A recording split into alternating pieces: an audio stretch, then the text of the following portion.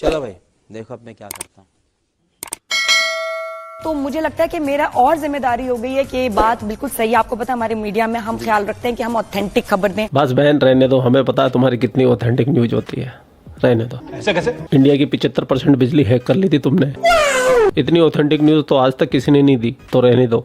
मेरा भोला है भंडारी, करे नंदी की सवारी, शंभुनाथ रे।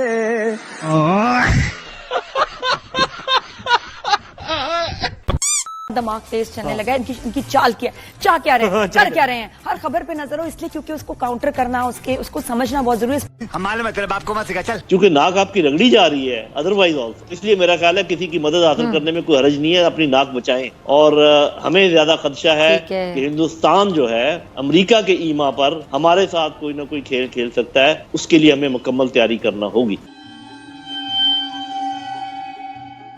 एक तरफ तो दुनिया भर का पाखंड फैला रहे हैं, झूठ फैला रहे हैं कि हम जीत चुके हैं, और दूसरी तरफ इनकी फट के फ्लावर भी हो रही है। हकीकत में जब से मोदी जी ने कहा है कि अभी ऑपरेशन खत्म नहीं हुआ है, राजनाथ सिंह जी ने कहा है इंडिया से हम जंग जीत चुके हैं, इसलिए नहीं कि हम उसे टेक्नोलॉजी में आ गए हैं, बल्कि इसलिए कि हमसे झूठ बोलने में आ गए हैं।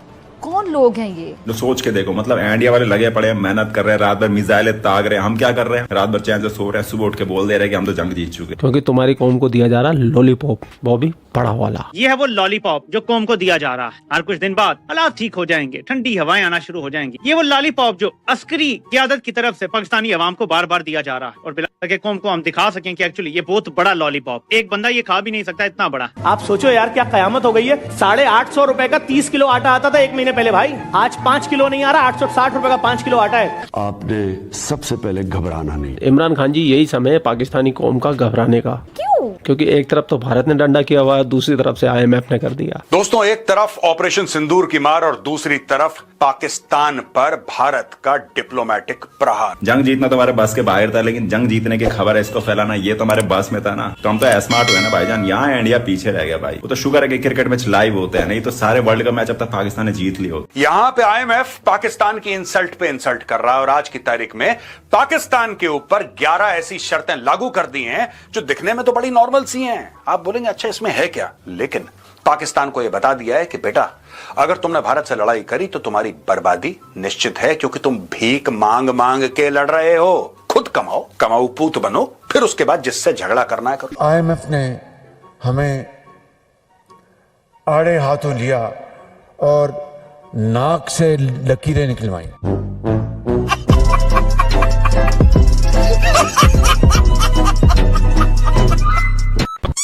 आप यकीन करें कि ऑपरेशन सिंदूर के स्टार्ट होने के बाद जिस रात को भारत की आर्मी ने या एयरफोर्स ने पाकिस्तान पे कयामत ढा दी थी, इतना खौफ पाकिस्तान की मीडिया के आंखों में मैंने नहीं देखा था जितना खौफ आज पाकिस्तान के मीडिया के लोगों के आंखों में चल रहा है। आज पूरे पाकिस्तान की मीडिया ने किसी ने भी कोई गलत अल्फाज भारत के लिए यूज नहीं किया। आज उन्होंने हर चैनल पे एक नॉर्मली न्यूज दी, सैफुल्लाह खालिद के जो है शासनिक सुशन होने के बाद जो है पाकिस्तान के अंदर पाकिस्तान की कंप्लीटली जितनी मीडिया है वो डर गई है, वो हकीकत में डर गई है।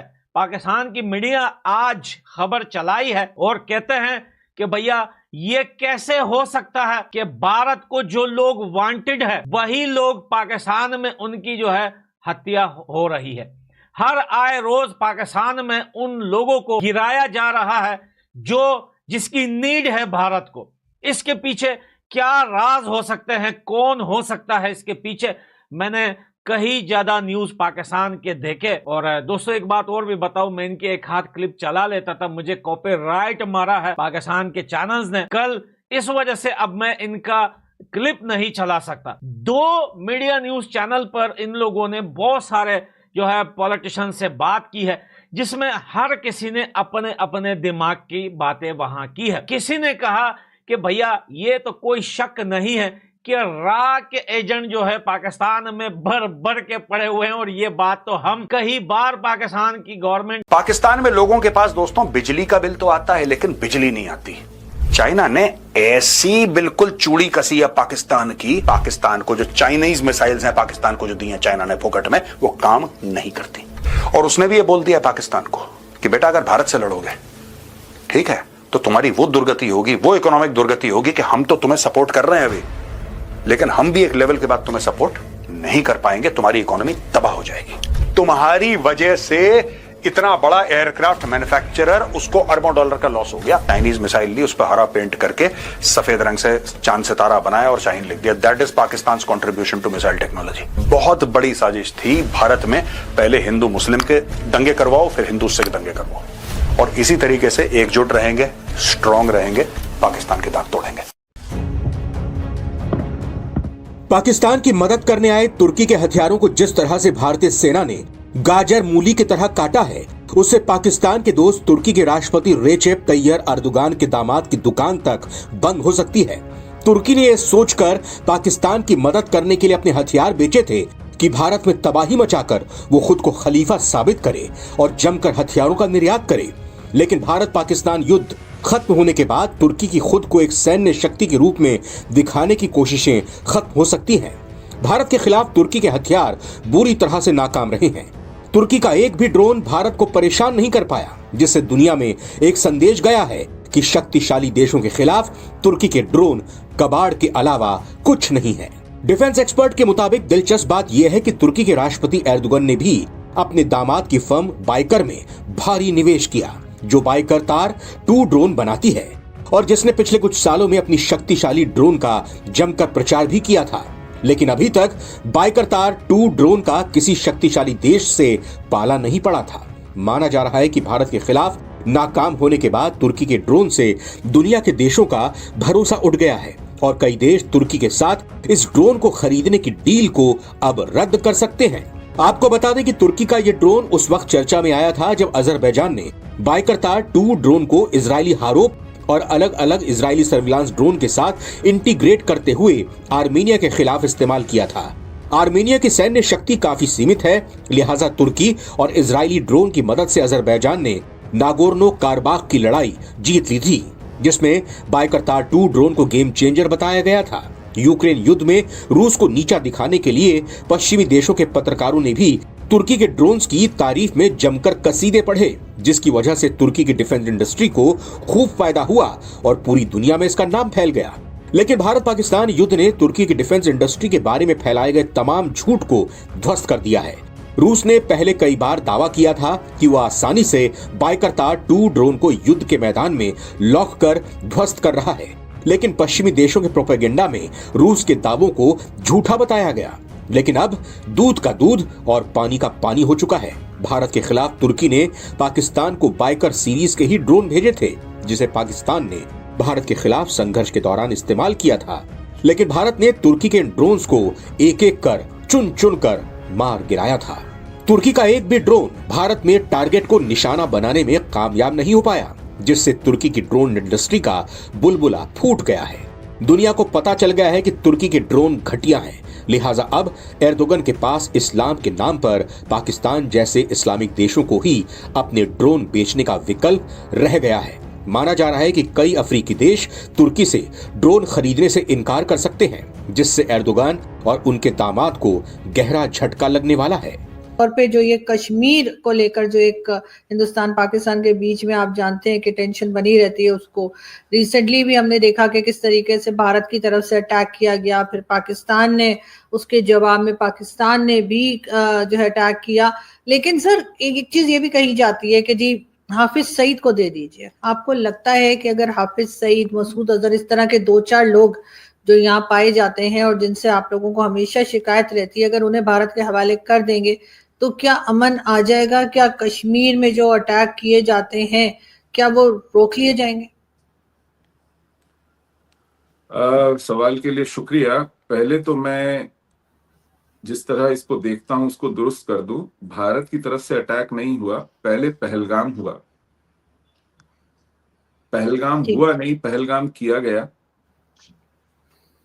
उस पर भारत ने एक प्रतिक्रिया दी, एक रिएक्शन दिया, और फिर जो कुछ हुआ वो आपने और मैंने दोनों ने देखा। रही बात क्या हाफिज सईद को दे देने से सब कुछ ठीक हो जाएगा, यही है ना आपका सवाल? जी। तो मुझे नहीं लगता कि एक आदमी को आप हमें सौंप देंगे तो सब कुछ ठीक हो जाएगा, लेकिन मुझे इतना जरूर मालूम है कि अगर आप हाफिज सईद को दे दें तो जो पाकिस्तानी स्टेट की क्रेडिबिलिटी है इस जिहादी इंफ्रास्ट्रक्चर को तैयार करने की, उसको बहुत बड़ा धक्का लगेगा। जिन लोगों को आप ये चूरन बेच बेच कर रिक्रूट करते हैं, जिहाद में इकट्ठा करते हैं, उन लोगों को आप मुंह दिखाने लायक नहीं रहेंगे कि जो उनके माई बाप हैं, जिनकी तकरीरें सुन सुन के उनमें शौक शहादत पैदा होता है, जो मरकज चलाते हैं उनकी सिखलाई के, उनको ट्रेनिंग देने के, जो उनको जन्नत की हूरें दिखलाते हैं अपनी तकरीरों में और उनके माँ बाप के लिए जन्नत के दरवाजे खुलवाते हैं उनकी शहादत से, उन लोगों को पाकिस्तानी स्टेट, पाकिस्तान की रियासत, पाकिस्तान की आईएसआई, पाकिस्तान की आर्मी, पाकिस्तान का पॉलिटिकल क्लास मुंह दिखाने लायक नहीं रहेगा, तो उसकी जड़ पर वार होगा।